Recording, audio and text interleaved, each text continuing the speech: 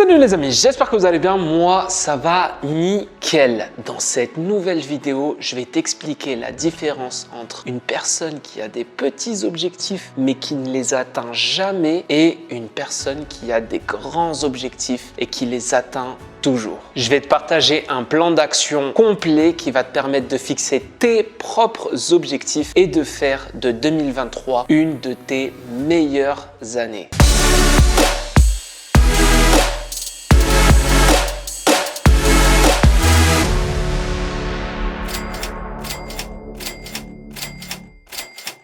Mon ami, si c'est la première fois pour toi, sache que je m'appelle Yasser et sur cette chaîne, on parle essentiellement de mindset, d'état d'esprit et de business en ligne. Si tu veux nous rejoindre, tu cliques ici, on vient des 4 coins du monde. La première chose à faire, c'est de définir tes objectifs sur l'année et tu les définis noir sur blanc. Ça veut dire que tu vas faire l'effort de chercher un stylo, une feuille et d'écrire tes objectifs. Et ça peut être vraiment plein de choses. Tu peux dire par exemple, je vais créer une boutique e-commerce qui va générer 1000 € par jour, ou alors je vais mettre en place une agence marketing digital qui va générer 100 000 € de chiffre d'affaires dans l'année, ou 200 000 € ou 300 000 € de chiffre d'affaires dans l'année. Mais ça peut être aussi trouver une femme qui a le même état d'esprit que moi, qui va me tirer vers le haut, ou alors changer de pays, aller vivre dans un autre pays, ou tout simplement être en meilleure forme physique, faire du sport, manger mieux. Bref, tu fixes tous les objectifs que tu as envie d'atteindre cette année et tu les fixes, encore une fois, noir sur blanc.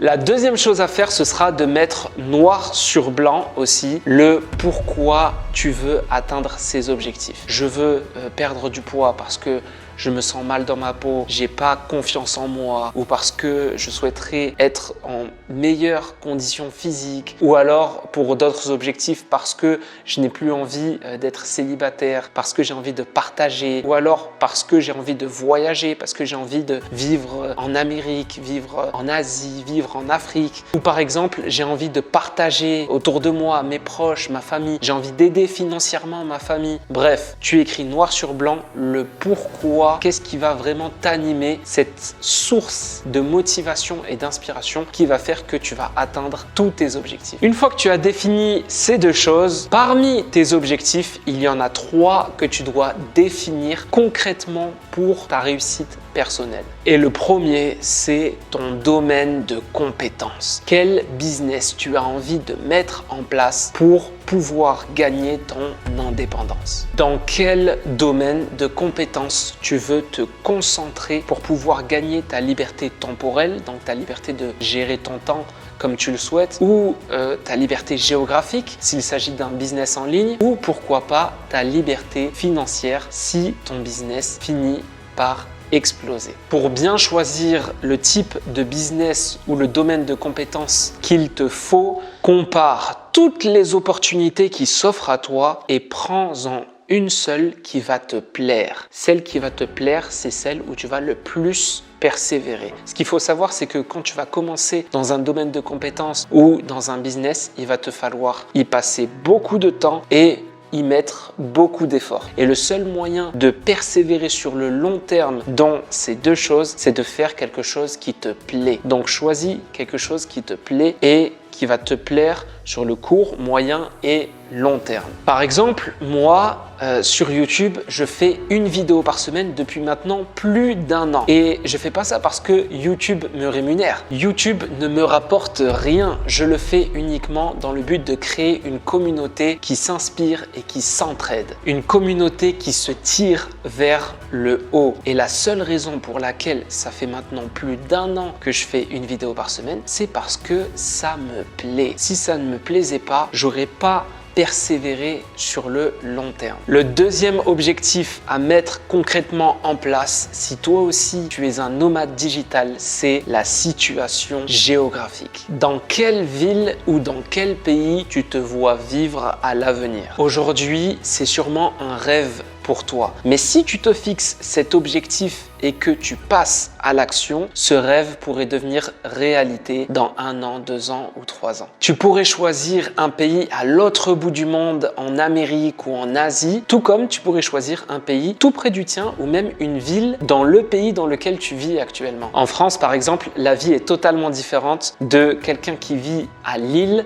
par rapport à quelqu'un qui vit à Marseille ou en Corse. C'est une autre situation géographique, c'est une autre condition climatique. Là, il y a la mer, là, il y a la montagne et c'est aussi d'autres mentalités. Mais si tu quittes la France, il y a aussi d'autres opportunités tout près de la France, comme Monaco, Andorre ou même la Suisse si tu kiffes la montagne. Sans compter aussi que tu peux te retrouver très loin, mais toujours en France si tu décides de t'expatrier à La Réunion, en Martinique ou en Guadeloupe. En fait, je te dis tout ça pour que tu te rends compte que c'est toi qui décides.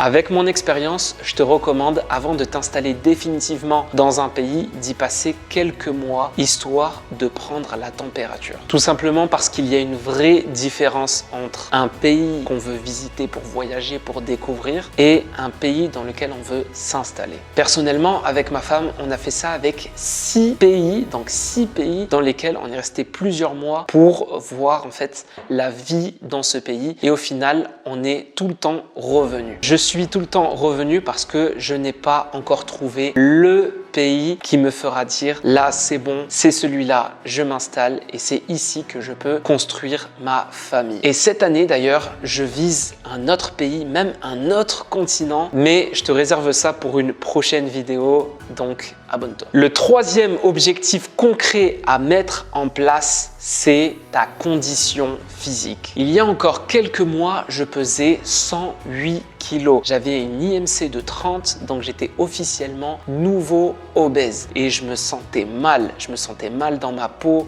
je me sentais lourd, je me sentais tout le temps fatigué et ça avait un impact sur mon état d'esprit. Sur l'année dernière, je me suis fixé un objectif de perte de poids et de reprise en main de ma condition physique pour tout simplement me sentir mieux, gagner plus de confiance en moi et tout ça à travers le sport et la nutrition. Et aujourd'hui, je me sens beaucoup mieux, je mange mieux et je tombe beaucoup moins souvent malade. J'ai plus d'énergie et surtout, ça impacte positivement mon état d'esprit et ça change tout. Alors ça me concerne moi. Mais toi, peut-être, tu voudrais gagner plus de muscles, histoire de gagner plus confiance en toi et même histoire d'avoir un physique qui te plaît. Ou alors, tout simplement, arrêter de fumer.